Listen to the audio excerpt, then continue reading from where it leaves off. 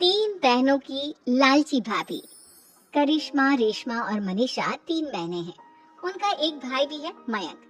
मयंक अपनी बहनों को बहुत प्यार करता है, लेकिन मयंक की पत्नी सविता इस मामले में मयंक से बिल्कुल ही अलग है। वो अपनी ननदों का जितना बुरा कर सकती है उतना बुरा करती ही रहती है और अपनी ननदों पर हुक्म भी चलाती है। करिश्मा, करिश्मा, तुमने अभी तक नाश्ता नहीं बनाया? तुम्हारे भैया को ऑफिस जाने में देर हो रही है। हाँ भाभी, बस अभी बनाती हूँ। करिश्मा, तुम ये ढीलापन छोड़ दो। कल को पराये घर जाना है। वहाँ अगर तुम इस तरह से काम करोगी तो लोग क्या कहेंगे कि माँ ने और भाभी ने कुछ सिखाया नहीं। तो तुम्हारी दोनों बहनें कहाँ हैं? रेशमा मार्केट गई है और मनीषा सो रही है। क्या? सुबह के 8 बज रहे हैं और ये महारानी अभी भी सो रही है? ये कहते हुए सविता अपनी सास दुर्गा देवी के पास जाती है। माँ जी, देख रही हो अपनी बेटियों के तौर तरीके? क्या हुआ बहू, सुबह सुबह क्या कर दिया मेरी बेटियों ने? अरे एक तो अभी अभी उठकर किचन में गई है, दूसरी सुबह सुबह बाहर चली गई और तीसरी अभी तक सो रही है। क्या करूं मैं इन तीनों का? मैं तो परेशान हो गई हूँ। जा जाकर उठा उसे और रेशमा से मैं बात करती हूँ। सविता सीधा मनीषा के कमरे में जाती है और उससे कहती है, महारानी जल्दी उठो, सूरज सर पर आ गया है। भाभी थोड़ी देर और सोने दो ना, मैं रात को लेट सोई थी। वो क्या ना, यूनिट टेस्ट चल रहा है। शराफत से उठती है या नहीं, या फिर पानी की भरी बाल्टी डालूं तेरे ऊपर? नहीं नहीं भाभी, मुझे बिस्तर में नहीं आना, उठती हूँ मैं। मनीषा जल्दी से उठकर बाथरूम में चली जाती है। सभी आराम से बैठकर नाश्ता कर रहे होते कि तभी रेशमा बाजार से हाथ में सामान लिए आ जाती है। रेशमा को देखते ही सविता उस पर बरस पड़ती है।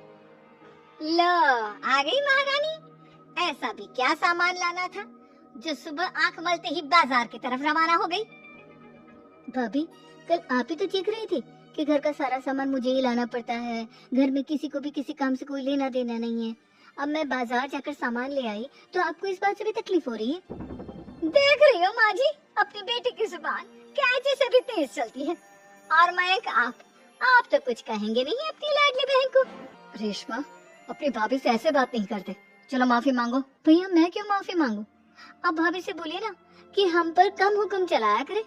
हम इस घर की बेटियां हैं और आपकी पत्नी की ननद है, नौकरानी नहीं। लो कर लो बात। इनकी भलाई के लिए कुछ भी बोलो तो इन्हें बुरा लग जाता है। इस घर में यही इज्जत है मेरी। देख लो माँ जी, आपकी बेटी किस लहजे में मुझसे बात कर रही है। सविता वहाँ से चली जाती है। मयंक को बहुत गुस्सा आता है, वो भी वहाँ से चला जाता है। फिर करिश्मा रेशमा को समझाती है, रेशमा, तुम्हें भाभी से माफी मांग लेनी चाहिए थी ना।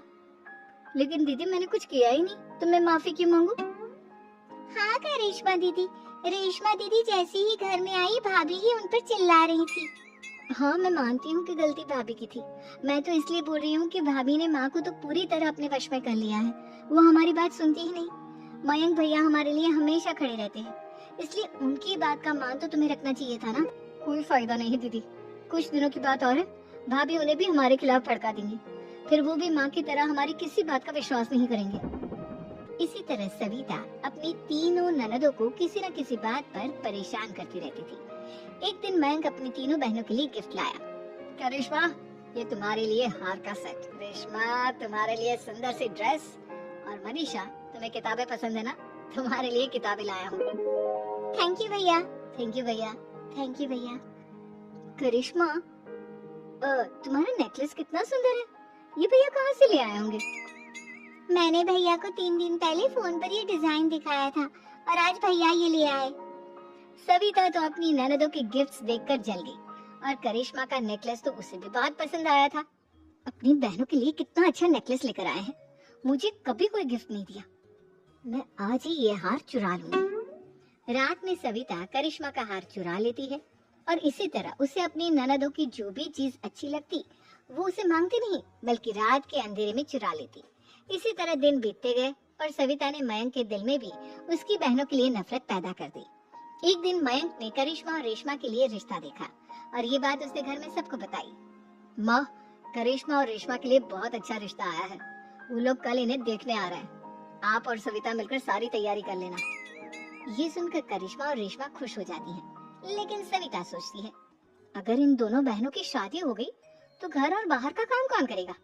मनीषा तो एक नंबर की कामचोर है, उससे तो किसी बात की उम्मीद लगाना ही बेकार है। मुझे इस शादी को रोकना होगा।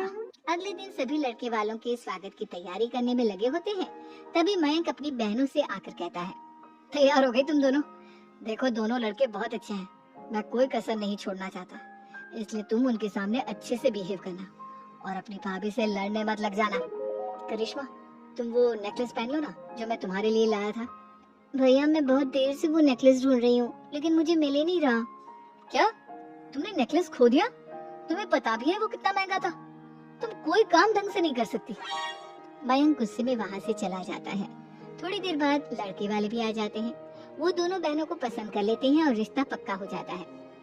लेकिन सविता के दिमाग में तो कुछ और ही खिचड़ी पक रही थी। वो पंडित जी के पास करिश्मा की कुंडली लेकर जाती है और उन्हें पैसे देकर करिश्मा की कुंडली बदलवा देती है। जब लड़के वालों के पास करिश्मा की कुंडली जाती है तो वो दुर्गा को फोन करते हैं। बहन जी, हमने करिश्मा की कुंडली अपने पंडित जी को दिखाई थी। आपकी बेटी की कुंडली नहीं बल्कि दोषों का पिटारा है।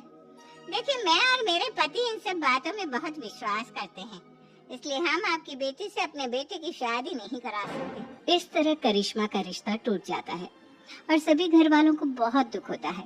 अब कविता सोचती है, चलो करिश्मा का तो रिश्ता टूट गया, अब रेशमा का भी रिश्ता तोड़ना है।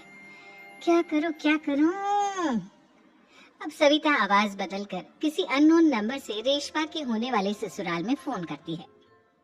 हेलो, मैं कौन हूँ कौन नहीं ये आपके लिए जानना जरूरी नहीं, बस इतना सुन लो कि रेशमा का 2 साल से किसी के साथ अफेयर चल रहा है। बस रेशमा का रिश्ता तोड़वाने के लिए सविता का इतना कहना काफी था। अब रेशमा का भी रिश्ता टूट गया। मयंक और दुर्गा देवी ने रेशमा को खूब खरी खोटी सुनाई और उससे बार बार उस लड़के के बारे में पूछने लगे। आप दोनों मुझे क्यों परेशान कर रहे हो? अरे कोई लड़का होगा मेरी लाइफ में तो मैं बताऊंगी ना, जब कोई है ही नहीं तो कहाँ से लाऊं मैं कोई लड़का? तेरे होने वाले ससुराल वालों को फोन किसने किया था? माँ मैं नहीं जानती किसने फोन किया था, मैं सच कह रही हूँ। मैं तो पहले ही कह रही थी इसकी लगाम खींच कर रखो, लेकिन मेरी सुनता ही कौन है। आप चुप रहिए भाभी, ये सब आपका ही किया धरा है।